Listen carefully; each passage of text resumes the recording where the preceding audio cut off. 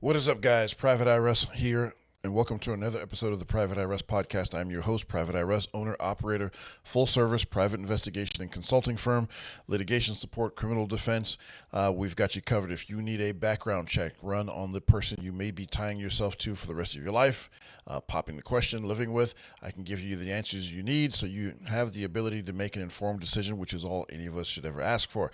Lastly, if you are in need of personal one-on-one personal development coaching, I'm available for those and all the other services I mentioned. Reach out to me at russ@privateeyeruss.com. That's RUSS at privateeyeruss, EYERUSS.com, or send me a direct message on X at privateeyeruss. All right, so this is going to be a reaction video, and then I'm going to give my 2 cents and maybe a little bit of, a few suggestions. Obviously, it's up to you what you guys do, but, obviously there's been a development in the Florida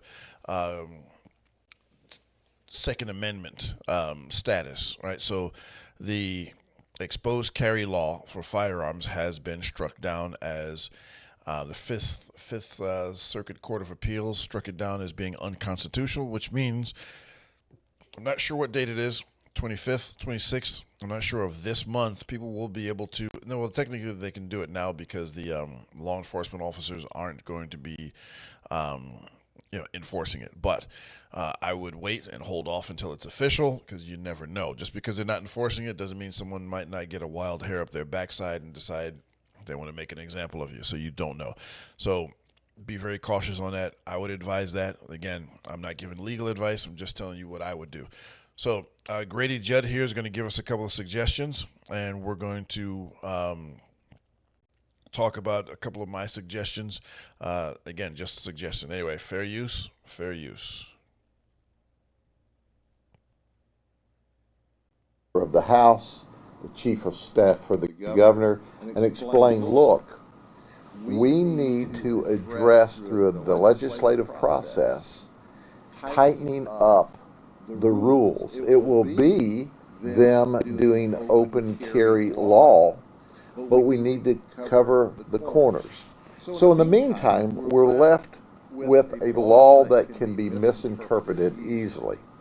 So what I'm telling folks, to be safe, understand this. Go back to your concealed carry rules.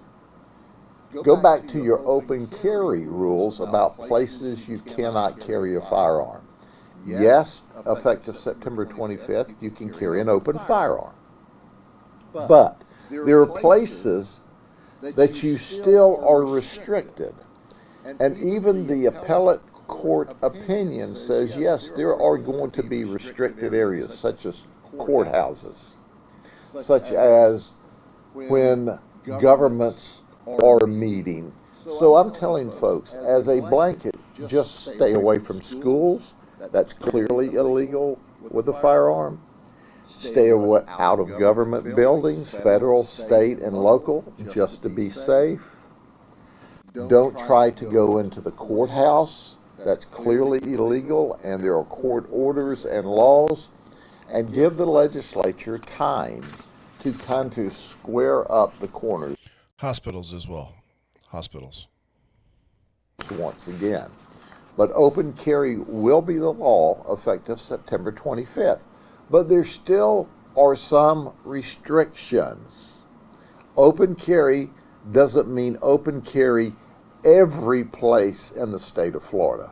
There are still restricted areas. I have been a strong proponent of carrying a concealed firearm because those that care enough to carry concealed firearms after they learn how to appropriately handle them, they are a safety valve in society. They're a help to us. But carrying a concealed firearm gives those carrying the firearm the element of surprise. The people that are going to carry firearms illegally for nefarious purposes are already doing that. So what we're doing is we're telling the good folks, carry your firearm and carry it concealed. And that's legal in Florida with the exceptions I just talked about. The law now says you can carry it openly. That's the law. I'm not a fan of that. I'm a big Second Amendment guy. But why am I not a fan of open carry? Because you lose the tactical advantage should you need the firearm. Some people think, well, if I'm carrying a firearm, I'll announce my presence and my intentions. You don't scare away real bad guys by carrying a firearm in a holster. You don't scare real bad guys by slinging an AR-15 over your shoulder. A real bad guy will take it from you and stick it up your butt and then discharge it. So I'm suggesting to you that if you think wearing an exposed firearm is going to scare bad guys, no, it's not. It's just going to point out you as a target. I am suggesting to you, if you expose a firearm, you're making yourself a target. And you're telling the bad guy, I can rip this firearm off of this old man or this old lady and then use it against them in whatever manner I want. Okay, so and I have to agree with a lot of what Sheriff Grady Judd has to say. Polk County Sheriff, he's not the guy to mess with. So here's the thing about open carry. Again, like he said, you can carry, but you can't carry in places that you couldn't carry concealed. So hospitals, government buildings, schools, universities, colleges, whatever it's supposed to be. But also, too, private property, so publicly accessible private businesses that have a sign posted saying no firearms or no exposed carry. A lot of them are probably going to say no exposed carry. And, like say, for instance, if you're at a bar restaurant, if you're carrying concealed, you're not supposed to be sitting at the bar. And it has something to do with what percentage of the bar/restaurant's income is derived from the service of food. Right, so there's so many things that go into that. But what he said about carrying exposed, I would say that you need to keep your head on the swivel if you're going to carry exposed. I'm not telling anybody what to do. Again, I'm not giving legal advice. I'm just giving you a little bit of friendly advice from your friendly neighborhood Private Eye Russ. All right, so when we talk about concealed carry holsters, all right, so specifically if you're carrying under a garment, like say a jacket, a sport coat. So a lot of times I'll carry something like this. This is a Black Rhino concealment, really comfortable holster actually. Black Rhino concealment. It's made specifically for a particular firearm, right? And so it's got the optics cut. It's got the provision for the threaded barrel. And so this will go on my belt outside the waistband, but underneath the cover garment. So another one I have that I'll wear sometimes when we're doing a high risk pickup. Some of you know that I'm also a licensed bail bondsman. And so this one, I'll be wearing body armor and all the rest of that stuff if I have to. So this one is made for, this one is also made for, well, this is open carry. So what I suggest is this, and you can see the stark difference between these two. The main difference is this right here. So this is a thumb drive, and this is a level of retention. This is level 2. Right, so what this does is this hood goes over the back strap, the butt or the back strap of the firearm to keep someone from being able to just grab it. Now it's not a level 3, which would have 2 points of activation. So this has a thumb drive. So as you go to draw it, bang, and then you go ahead and draw your firearm. So if you're going to carry exposed, I'm not saying anybody should or should not. And let me see, this one's Black Rhino concealment. This one is one of my favorite holster makers. This is Tier 1 concealed. I've owned probably 4 or 5 of their holsters, some outside the waistband. 3 of them, I think, were all inside the waistband holsters. They stopped making the Xiphos holster. That was one of my favorite. That one there is this is the Centurion. And it's a great holster. And so, like I said, I'll carry that if I'm working and exposed with a team where we're doing a high risk pickup, right? So, excuse me. And so, that's the chair. I didn't do any noises like that naturally, but anyway. So, have a level of retention, and you have to keep your head on a swivel because, as the good sheriff just explained to us, excuse me, you will become a target. There are people out there who don't care that you're carrying a gun. They will go after you anyway. They'll sneak up behind you, hit you upside the head with a shillelagh or a sap or whatever. or just walk up behind you and just stick a gun in your back and say, "Hey, I'm taking your gun," and you're going to lose. So be careful, be smart. Get a holster with retention. Cops carry holsters with level 3 retention. Have some kind of retention. The regular outside the waistband holster, literally, this is made for speed. This is not made for retention at all. Now, I've tightened it so that if I have to run, it's not going to bounce out of there. When I first got it, was a little bit, just a tiny bit loose, but now it's actually perfect. But this is not a retention holster. This is made for speed. This is made for convenience to be able to draw quickly from under a cover garment. So if I have this on me and I need to draw quickly, guess what? I can do so, clear my cover garment, and then bam. The other one is, like, you're not going to wear this concealed. As you can see, this one sticks out quite a ways from your body, and the reason for that is because we're usually wearing body armor. And so we're wearing plate armor, and so this is something that's going to keep it offset. So if you have the other one, what you find is with plate armor, or really just even regular body armor, it's so close to your body that sometimes the body armor will impede your draw, which, if you need your heater in a hurry, you don't want to have anything slowing you down. So get some retention. There are so many holster makers that's just one of many. Black Rhino Concealment, Tier 1 Concealment. Those two are my favorite holster makers. There's another website, G-Code. If you go to gcode.com, no, it has nothing to do with being a gangster. Gcode.com is man, they've got so much good gear on there. Competition gear, tactical gear. I own some of their stuff as well, too. And so there's a lot of ways to go, so make sure you have some level of retention. Please, whatever you do, have some retention.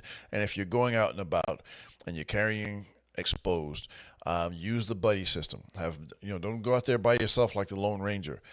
Again, there are some people who don't care that you have a heater. They will take it from you. So anyway, it's your boy Private Eye Russ. It's been a short public service announcement. Hopefully that was a little bit helpful to some of you. If it was, please, while we're waiting, click like, subscribe, share, and especially share this video. Man, oh man. It's going to be interesting to see what happens. Me, I have no problem with people carrying concealed or exposed. Here's what I think this does when you're carrying exposed.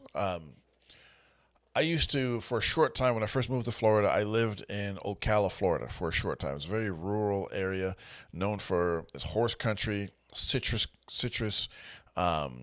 watermelons, a bunch of other things like that, but a lot of horse farms, really huge horse farms. And there was a range off of State Road 40, and it was out in the Ocala National Forest. The Ocala National Forest, there's a few places out there. The Ocala National Forest, there's a place called Hog Valley, and there's another place called Moss Bluff.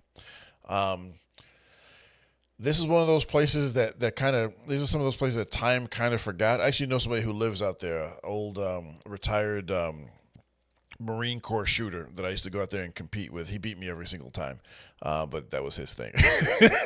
but still, I gave it my best, and I got better competing with him. But you go out to there was a gun range out there. The Ocala National Forest Range is still out there.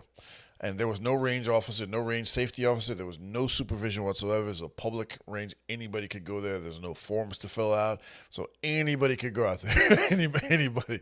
And so here's what I noticed. Even, in a place like, the Ocala National Forest where, as you can see, I'm almost as black as a shoe. And, people in the forest don't even like other white people. I'm not even kidding. Same thing with Hog Valley and Moss Bluff.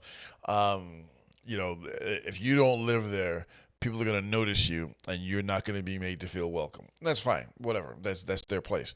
And so when I was at this range, a bunch of people out there, everyone is polite. Because everyone is armed. I know some people won't like that, but it's the truth. Everybody was, pardon me, sir. No, pardon me. No, after you. No, I insist. After you, sir. Good day to you. And everybody was super, super nice to everybody, man. Fine shooting you've done there, sir. Kudos to you. And everybody was nice. people would let each other shoot each other's firearms and things like that. Everybody was super nice because you had a common bond. First of all, we're all firearms enthusiasts. I don't know why I couldn't say that for a second. Enthusiasts, and everybody's armed. So you're going to be nice to everybody. And so when I was a police officer here in Florida, one of my mentors and one of my instructors from the academy, guy named Billy Cornet, don't know if he's still around. He retired once, and then he unretired. He was a retired New York cop. Then he moved down here. He put in more years on Orange County. He did mounted patrol. He did the boat patrols. He did he did bicycle. Like, he did a bunch of stuff, man. He did motorcycle patrol. He did a bunch of other things. I think he was also on some of the tactical team, SWAT. He did a bunch, and then he retired, and then he unretired again because he loved it so much. One of the things he told me a couple of things, but one of the things he told me, he told all of us, actually, not just me, okay? But he said, treat everybody you meet as though they're armed. He said, not to scare you. He said, but everybody you interact with is due respect. So be respectful to everybody. Don't fear anybody, but be respectful to everybody. We're here to serve the public. And I took that to heart. And I was polite to everybody I rolled up on until it was time not to be polite. And then when it was time not to be polite, then there's a carrot and a stick. I always keep that stick in my back pocket. So treat everyone politely. And so it'll be interesting to see what happens. I'm sure there's going to be an adjustment period. I'm positive of it. And, I'm going to just try to make sure I keep my head on the swivel to make sure that, people just, it's going to be an education, because I know a lot of people are going to have a problem with firearms anyway. They're going to have a bigger problem with exposed firearms. And so it'll be fun. It'll be fun to see. And so who knows? Anyway, I hope you click like and subscribe because, I do put in time to try to bring you guys some value. So the least you can do is just, it doesn't cost you anything. It's free for you. It's very valuable for me. Click like, subscribe, and share the videos. And please comment in the comment section below. I know I went through a long stretch where I wasn't putting any videos out, but I literally got so busy.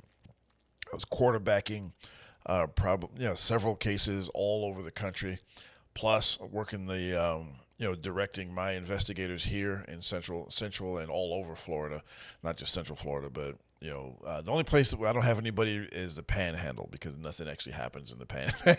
Nothing happens. I had to drive up there in a case once. Oh my gosh, it was a horrible drive. Just because it's so long and there's literally nothing up there. And so South Florida and all these other things, plus the casework I do, the research I do as well too. So I just got super busy.